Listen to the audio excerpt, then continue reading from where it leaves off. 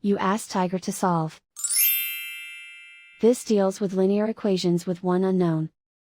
The final result is x equals 2. Let's solve it step by step.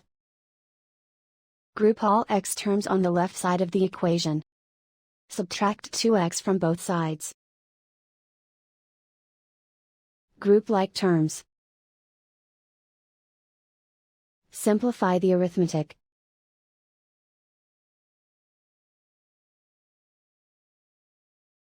Group all constants on the right side of the equation.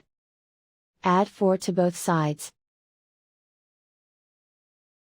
Simplify the arithmetic.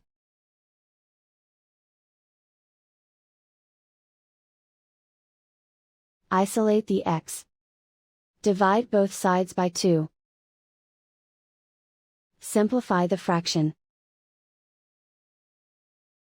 Find the greatest common factor of the numerator and denominator. Factor out and cancel the greatest common factor.